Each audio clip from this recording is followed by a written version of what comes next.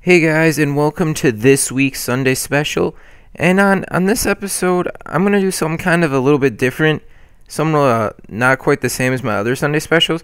I'm kind of gonna talk about how I got into YouTube, and that's gonna feed into something else that I'm gonna do in this as well.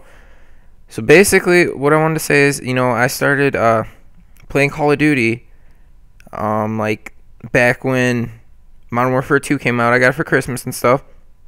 And about 2 years ago, I started trickshotting with some friends just for fun, messing around, screwing, all that crap. Not screwing each other, but just screwing around, messing around. We were terrible.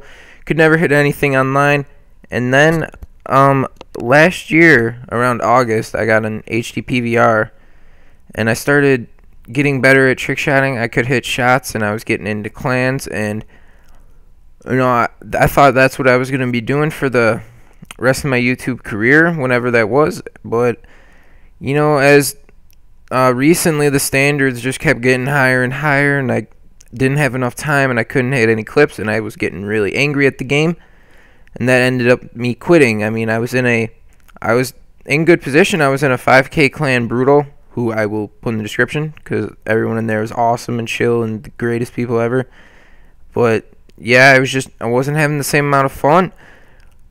But for this video, I think I'm gonna, if any of you guys are interested in trickshotting anything, don't get me wrong, I still love it, and if you want to do it, believe me, go for it. But I'm gonna just show you some basically beginners tutorials if you want to learn how to trickshot and Modern Warfare 2 and stuff like that. Basically, how to get your rotations down and how to make your shots look more clean, and some cool stuff to do, as well as I'm going to post at the end of this video. I'm going to put my oldest episode, not my oldest episode, my most recent episode that I did before I quit, which was like 4 months ago or something, and I'm going to put that at the end of the video so you guys can watch it and see, kind of what I was doing. It wasn't that good, believe me, but yeah, that's basically what's going to happen. So let's get started into the little trickshotting tutorials. Alright guys, so here we are at Terminal, the most popular trickshotting map in all of Call of Duty, probably. Yeah, that's where probably 50% of the trick shots are hit from, is on this map, probably from this roof or on top of the plane there. And this is the part where I think I'm going to do my little tutorial session with you guys. Give you some tips and tricks if you guys want to think about becoming trick shotters or get into trick zooming, as I like to call it. And first off, the first thing I want to say is practice.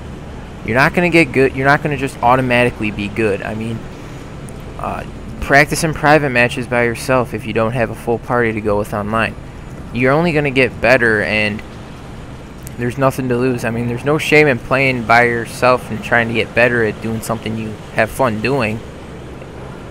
It's basically just like practicing for a sports team, except it's Call of Duty. Yeah. And then second thing is, if you want a trick shot, I would recommend not having a sensitivity below 8. So 8 would be kind of the minimum, but most likely you guys want to pick something like 9 or 10. That way, so you can get like actual, like, at least 2 spins in the air. And personally, I play on 10, and I have my cursor speed moved up to fast, so I can spin even faster like this. Woo! Yeah, and then your timing comes next, and you'll learn to adjust with your sensitivity, your timing. Like, I can basically just jump off here, and, well, that was a really bad example. And I kind of just made myself look like an idiot right there. What I was going to say is I can basically just jump off and spin twice and land in this exact same spot most every time. And that's just because after you just trick shot, you jump off this freaking building so many times, you just end up knowing how long you have to hold on the analog stick for, and it becomes more comfortable, and your shots will be going more where you want them to go because you know how hard you have to hold it down for. Now, for all you kiddies who are first trying out trickshotting, I recommend playing a controller style called reach, and that's basically where you have your left thumb and it pushes on your right analog stick to make you spin. It'd be a lot easier if I had a camera for this, but sadly I don't have one, so you'll just kind of have to listen to what I'm saying. And it's basically so your right finger can you know, do switches or reloading with circle or crouching or jumping, something like that. And it kind of looks like this, like that on the ground right there. And if you want to do something in the mid, let's see, if you want to do something in midair, you can look like I haven't played Reached in forever, so woo, yeah, something like that. But I'm really bad at Reach, so don't even look at that. But when you see when I did it, I kind of like pause after I spin to get my finger set again, and when I jump off I kind of have a slight pause before I start doing my actual spins and shots in midair. And that's alright if you're first starting out with trick shotting. I mean, you're not going to be able to play claw and stuff because that's really difficult to play, but once you're comfortable with reach, I would recommend moving on to claw because your spins look more fluent. It looks like you have more style to your shots. And it is really hard to learn, though. It took me about a week of practicing it a lot to learn, because when I first started I was like moving around like this, and that's just because it's such an awkward position for your hands. And I'm on PS3, so it's basically your middle finger is on the shoot button R1 and your index finger is laying across triangle, and you can use so your right thumb can control the analog stick and stuff. And you like jump with your index finger too, and it's really weird. But when you do it, you can like you know, like your spins are just more fluent. They just float together nicer, and you that's what people want to see nowadays, because the standards are so high in trick shotting. You basically have to like do the craziest shot, or you have to do some OG distance style swag. Not like that, but that's what people liking to see. And if you don't do at least a 720 in midair, people are gonna hate on you. It shouldn't be like that, but that's just how the trick shotting community works. I don't know why. Personally, I don't care if you do anything bad, just do what you want to do. But so if you guys are, you know, kind of nervous if people won't like your shots, you know, basically just do maybe like a little pistol switch in midair. I mean, it's not that hard to do, and it's easy. It still looks nice if it's from a distance. And then as you get more comfortable with your with doing that shot, you can like maybe incorporate a claymore cancel or something into it, something to make it, you know, add to it. And then once you keep adding that, it might add to something else, like maybe like a stun throw. Wow.